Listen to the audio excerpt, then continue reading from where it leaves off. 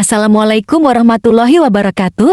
Kembali lagi di channel ini, tonton sampai selesai agar paham apa yang kami sampaikan.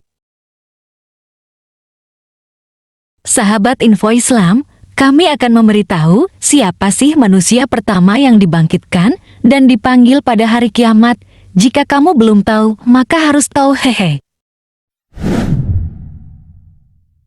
Hari kiamat dalam Islam bukanlah sekedar sebuah kepercayaan, tetapi merupakan puncak dari kesadaran akan akhirat yang dipupuk dalam ajaran agama. Ini adalah momen di mana dunia akan berakhir dan setiap individu akan dihadapkan pada pertanggungjawaban atas perbuatannya di dunia ini. Lalu muncul pertanyaan, siapakah manusia pertama yang dibangkitkan setelah kiamat?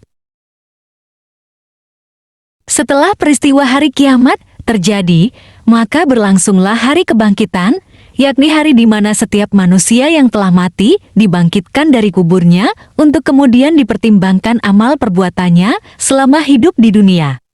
Perlu diketahui bahwa manusia dibangkitkan dalam keadaan sesuai dengan amal ibadahnya. Manusia yang pertama kali dibangkitkan pada hari akhir adalah Rasulullah Shallallahu Alaihi Wasallam. Keterangan ini didasarkan dari sabdanya dalam sejumlah keterangan hadis. Disebutkan dari hadis yang diceritakan oleh Abdullah bin Salam radhiyallahu anhu. Rasulullah Shallallahu Alaihi Wasallam adalah orang pertama yang kuburannya terbelah untuk hari kebangkitan pada akhir zaman kelak. Berikut bunyi hadis yang disabdakan oleh Rasulullah Shallallahu Alaihi Wasallam. Aku adalah pemimpin anak Adam dan orang yang pertama kali tanahnya terbelah. Aku juga orang yang pertama memberi syafaat dan yang diberi syafaat. Di tanganku ada panji pujian dan di bawahku ada Adam dan orang-orang di bawahnya. Hadis riwayat muttafaq alaihi.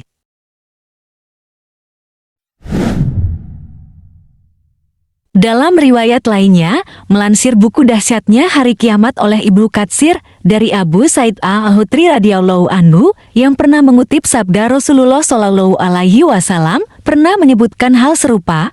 Rasulullah Shallallahu Alaihi Wasallam bersabda, "Aku merupakan pemuka keturunan Adam alaihi salam pada hari kiamat dan panji pujian berada di tanganku. Meskipun begitu, aku tidak sombong. Pada hari itu semua nabi, mulai dari Adam dan selainnya, berada di bawah panjiku. Aku adalah orang yang pertama kali membelah bumi. Meskipun begitu aku tidak sombong." Hadis riwayat Ahmad, Tirmizi, dan Ibnu Hibban.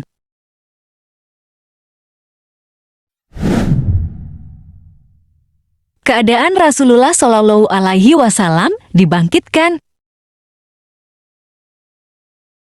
Kondisi Rasulullah Shallallahu Alaihi Wasallam saat dibangkitkan berbeda dengan keadaan manusia lainnya. Diceritakan dari Ibnu Umar, Rasulullah Shallallahu Alaihi Wasallam pernah masuk ke masjid diiringi Abu Bakar di sebelah kanannya dan Umar di sebelah kirinya.